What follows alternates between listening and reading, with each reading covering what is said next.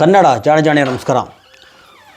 ಪ್ರಜ್ವಲ್ ರೇವಣ್ಣ ಮೇಲೆ FIR ಆಗಿದೆ ಒಳನಶಿಪುರದಲ್ಲಿ. ನಿಮ್ಗೆ ಗೊತ್ತಿದೆ, ಇವತ್ತು ಬೀದಿಯಲ್ಲಿ ಹೆಣ್ಮಕ್ಳು ಪ್ರತಿಭಟನೆ ಮಾಡ್ತಾಯಿದ್ದಾರೆ, ಸಂಘ ಸಂಸ್ಥೆಗಳು ಪ್ರತಿಭಟನೆ ಮಾಡ್ತಾಯಿದ್ದಾರೆ ದೊಡ್ಡ ಮಟ್ಟದಲ್ಲಿ. ಮತ್ತು FIR ಆಗಿದೆ. ಅದು ಇನ್ನೊಂದು ಇಲ್ಲಿ ಸೂಕ್ಷ್ಮ ಗಮನಿಸಬೇಕಾಗಿರೋದು, FIRಲಿ A1 ಮಾಡಿರೋದು ಪ್ರಜ್ವಲ್ ರೇವಣ್ಣನಲ್ಲ. ಪ್ರಜ್ವಲ್ ರೇವಣ್ಣ ತಂದೆ ರೇವಣ್ಣ ಅವ್ರನ್ನೇ, HD ರೇವಣ್ಣ ಅವ್ರನ್ನೇ ನಂಬರ್ 1 ಮಾಡಿದ್ದಾರೆ ಆರೋಪಿ. ಎರಡನೇ ಆರೋಪಿ ಪ್ರಜ್ವಲ್ ಮಾಡಿದ್ದಾರೆ. ಅಂದರೆ ಇಲ್ಲಿ ಗಂಭೀರವಾಗಿ ಯೋಚನೆ ಮಾಡಬೇಕು. ರೇವಣ್ಣಂದು ಅಲ್ಲಿ ಸ್ಟೇಟ್ಮೆಂಟ್ ನೋಡ್ತಾಯಿದ್ದೆ ನಾನು, ಯಾವುದೋ ನ್ಯೂಸಲ್ಲಿ ನೋಡ್ತಾಯಿದ್ದೆ. ರೇವಣ್ಣವರು ಸಹ ಅಲ್ಲಿ ಮನೆ ಕೆಲಸ ಮಾಡೋರಿಗೆ ಮತ್ತೊಬ್ಬರಿಗೆಲ್ಲ ಲೈಂಗಿಕ ದೌರ್ಜನ್ಯ ಮಾಡಿದರು, ಕಿರುಕುಳ ಕೊಟ್ಟರು ಅಂತ ಹೇಳ್ತಾಯಿದೆ. ಇದು ಭಾಳ ಗಂಭೀರವಾದ್ದು. ಮತ್ತು ತುಂಬ ಜನ ಬೀದಿಲಿ ರೋಡಲ್ಲಿ ಪ್ರತಿಭಟನೆ ಮಾಡ್ತಾಯಿದ್ದಾರೆ. ಅದೆಲ್ಲ ಸರಿ. ಈಗ ನಾನು ಕೇಳುವುದು ಸಿದ್ದರಾಮಯ್ಯನವ್ರಿಗೆ, ಕಾಂಗ್ರೆಸ್ ಸರ್ಕಾರಕ್ಕೆ, ಸರಿ ಭಾಳ ಫಾಸ್ಟಾಗಿ ಮಾಡಿದಿರಿ.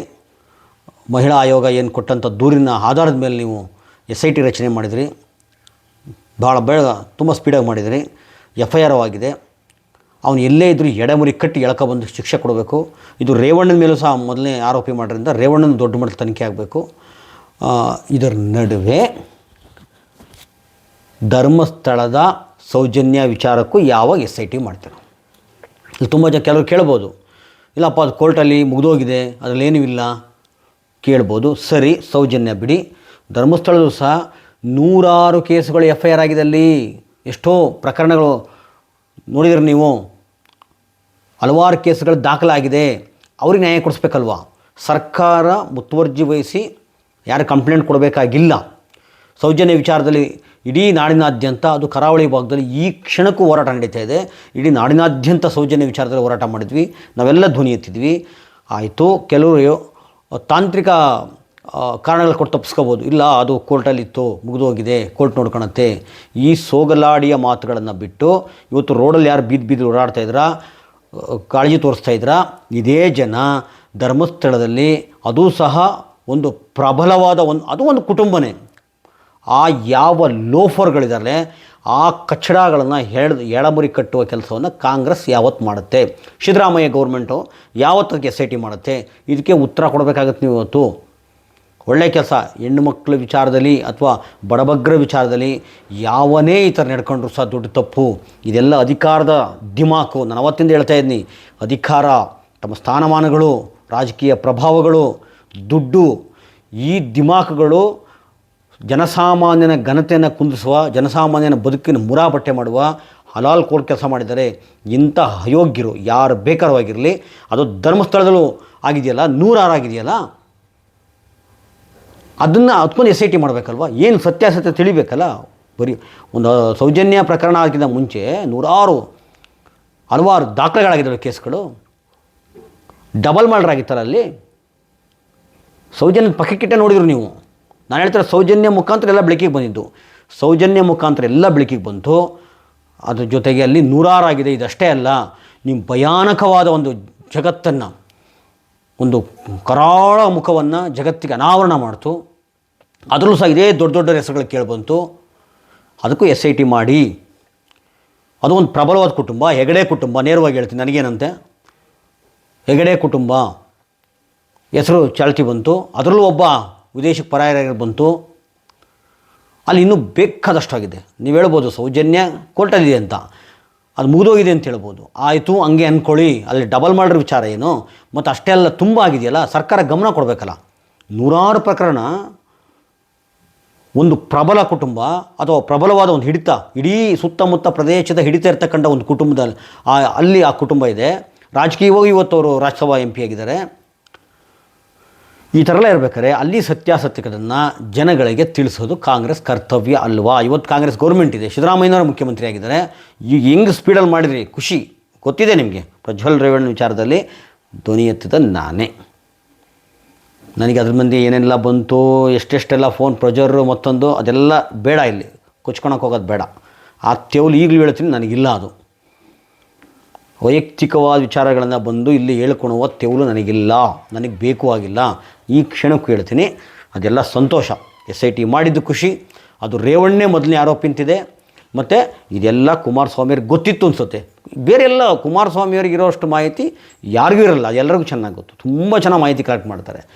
ಕುಮಾರಸ್ವಾಮಿ ಅವ್ರಿಗೆ ಗೊತ್ತಿರಲಿಲ್ವಾ ಪ್ರಜ್ವಲ್ ರೇವಣ್ಣಂಗೆ ಈ ಥರ ಸಮಸ್ಯೆ ಆಗಿದೆ ಅಂತ ಹೇಳ್ಬಿಟ್ಟು? ಯಾಕ್ರಿ ಕೊಟ್ರಿ ಟಿಕೆಟ್ ನೀವು? ಯಾವ ಪುರುಷಾರ್ಥಕ್ಕೆ ಕೊಟ್ರಿ? ಕೇಳಬೇಕಲ್ವ ಕುಮಾರಸ್ವಾಮಿ ಅವ್ರನ್ನ? ಈಗ ಉಪ್ಪಿಂದ ನೀರು ಕುಡಿತಾರೆ ಅಂದರೆ ಗೊತ್ತಿತ್ತು ನಿಮಗೆ ಇದೆಲ್ಲ. ಅಷ್ಟೇ ಅಲ್ಲ, ಈಗ ನಿಮ್ಮಣ್ಣ ರೇವಣ್ಣ ಅವ್ರ ಹೆಸರು ಬರ್ತಾ ಇದೆ ಇವಾಗ, ಇದಕ್ಕೇನು ಹೇಳ್ತೀರಿ ನೀವು? ಎಲ್ಲ ಸರಿ, ಕಾಂಗ್ರೆಸ್ ಸ್ಪೀಡ ಮಾಡಿದೆ, ಎಲ್ಲ ಸರಿ. ಇದೇ ಸ್ಪೀಡಲ್ಲಿ ನಿಮ್ಮ ಸಿದ್ದರಾಮಯ್ಯನವರೇ ನಿಮ್ಮ ಬಸ್ಸು ಧರ್ಮಸ್ಥಳಕ್ಕೆ ಹೋಗ್ಬೇಕು. ಇವಾಗ ಯಾವತ್ತು ನೀವು SIT ಮಾಡ್ತೀರ? ಮಾಡಬೇಕು. ಇವತ್ತು ರೋಡಲ್ಲಿ ನಿಂತ್ಕೊಂಡು ಪ್ರತಿಭಟನೆ ಮಾಡ್ತಾಯಿದ್ರು, ಪ್ರಜ್ವಲ್ ರೇವಣ್ಣಗೆ ಚಪ್ಪಲಿ ಹಾಕ್ತಾರು, ಎಲ್ಲ ಸರಿ, ಅದಕ್ಕೆ ಯೋಗ್ಯತೆ ಇದೆ ಅವನಿಗೆ. ಎಲ್ಲರೂ ಮಾಡಿ, ಇದು ಮರಿಬೇಡಿ, ಇದು ತಾರತಮ್ಯ ಕೆಲಸ ಆಗುತ್ತಾ ಮೇಲೆ ನಾಳೆ ದಿವಸ ನಿಮ್ಮನ್ನು ಜನ ಮೆಚ್ತಾರವಾಗ. ರೋಡಲ್ಲಿ ಪ್ರತಿಭಟನೆ ಮಾಡ್ತಾಯಿದ್ರು ಮಹಿಳಾ ಸಂಘಟನೆಗಳು, ಮತ್ತೊಬ್ಬರು ಅವಾಗ ತುಂಬ ಮಹಿಳಾ ಸಂಘಟನೆಗಳು ಮಾಡಿದ್ದಾರೆ, ಸುಮ್ಮನೆ ಹೇಳ್ಬಾರ್ದು.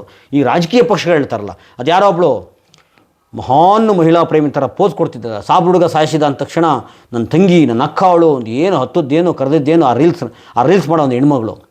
ಇವತ್ತು ಹಾಸನಕ್ಕೆ ಯಾವತ್ತು ಬರ್ತೀರ ನೀವು? ಸೌಜನ್ಯ ವಿಚಾರದಲ್ಲಿ, ಧರ್ಮಸ್ಥಳದ ವಿಚಾರದಲ್ಲಿ ಯಾವತ್ತು ಮಾತಾಡ್ತೀರಾ? ಇನ್ನು ಯಾವನ ತಿಕ್ಲ ನಟ ಇದ್ನಲ್ಲ, ಅವನು ಯಾವ ನಟನೂ ಅಲ್ಲ, ಅವನು ಯಾವುದೋ ಅವಿವೇಕಿ, ಅದು ಪ್ರಥಮ ಅಂತ ಹೇಳ್ಬಿಟ್ಟು ಕೋತಿ ಥರ ಮಾತಾಡ್ತಿದ್ದಲ್ಲಪ್ಪ ನೀನು. ಅದೇನೋ ಧರ್ಮಗಳ ತಂದು ಮತ್ತೇನೋ ತಂದು, ಇದ್ರ ಬಗ್ಗೆ ಏನಪ್ಪ ಹೇಳ್ತೀನಿ ಇವತ್ತು ನೀನು? ನನ್ನ ಮಾತು ಇಷ್ಟೇ, ಧರ್ಮಸ್ಥಳದಲ್ಲಿ ನಡೆದಂಥ ವಿಚಾರಕ್ಕೆ ಕಾಂಗ್ರೆಸ್ ಸರ್ಕಾರ ಯಾವತ್ತು SIT ಮಾಡುತ್ತೆ, ಬೇಗ ಮಾಡಬೇಕು. ಸೌಜನ್ಯನ ಹೊರತುಪಡಿಸಿ ಸಹ ಅಲ್ಲಿ 100 ಕೊಲೆಗಳಾಗಿದೆ, 100 ಕೇಸ್ ಮರ್ಡರ್ಗಳಾಗಿದೆ, ರೇಪ್ಗಳಾಗಿದ್ದಾವೆ, ಕಾಣೆಯಾಗಿದ್ದಾರೆ. ಸೌಜನ್ಯದಾದಮೇಲೆ ಅಷ್ಟು ದೊಡ್ಡ ಮಟ್ಟದ ಆಗಲ್ಲ, ಕಮ್ಮಿ ಆಗುತ್ತೆ. ಇದು ಯಾಕೆ? ಒಂದು ಕುತೂಹಲ ಇರಬೇಕಲ್ವಾ? ಸರ್ಕಾರಕ್ಕೊಂದು ಜವಾಬ್ದಾರಿ ಇಲ್ವದನ್ನ? ಸಿದ್ದರಾಮಯ್ಯ ಸರ್ಕಾರ ಈ ಕೂಡಲೇ ಅದನ್ನು ತಗೋಬೇಕು. ರೋಡಲ್ಲಿ ಪ್ರಜ್ವಲ್ ರೇವಣ್ಣ ವಿರುದ್ಧ ಪ್ರತಿಭಟನೆ ಮಾಡ್ತಾಯಿದ್ರು, ರೇವಣ್ಣ ಫ್ಯಾಮಿಲಿ ವಿರುದ್ಧ ಪ್ರತಿಭಟನೆ ಮಾಡ್ತಾಯಿದ್ರು, ಇದನ್ನು ಸಹ ನೆನಪು ಮಾಡ್ಕೋಬೇಕು. ಇದು ಅಷ್ಟೇ, ಅದಕ್ಕಿಂತ ಮುಖ್ಯ ಇಂಪಾರ್ಟೆಂಟು.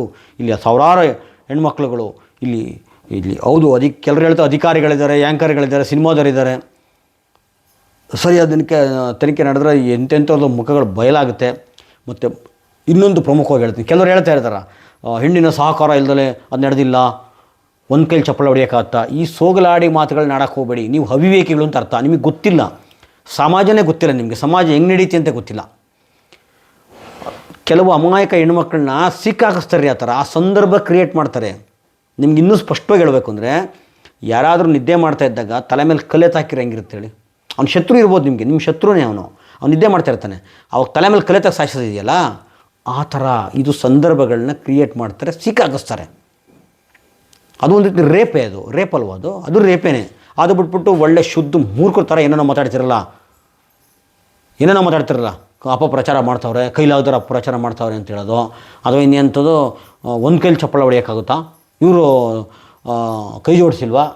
ಇದು ಈ ಡೊಂಗಿಗಳು ನಿಮ್ಗೇನು ಗೊತ್ತಿಲ್ಲ ಅಂತ ಅರ್ಥ. ಶುದ್ಧ ಮೂರ್ಖ ಸಿಕಾಮಣಿಗಳು ನೀವು ಅಂತ ಅರ್ಥ. ಆ ಥರ ಸಂದರ್ಭಗಳನ್ನ ಕ್ರಿಯೇಟ್ ಮಾಡ್ತಾರೆ. ಇದು ನಾನು ಹೇಳ್ತಾ ಇರೋದು. ದಯವಿಟ್ಟು ಇವತ್ತು ಸೌಜನ್ಯ ವಿಚಾರದಲ್ಲಿ, ಧರ್ಮಸ್ಥಳದ ವಿಚಾರದಲ್ಲಿ SITಯನ್ನು ಮಾಡಬೇಕು, ಅವ್ರಿಗೂ ನ್ಯಾಯ ಕೊಡಿಸ್ಬೇಕು ಅಂತ ಹೇಳ್ತಾ ನಾನು ಮಾತು ಮುಗಿಸ್ತೀನಿ. ನಮಸ್ಕಾರ.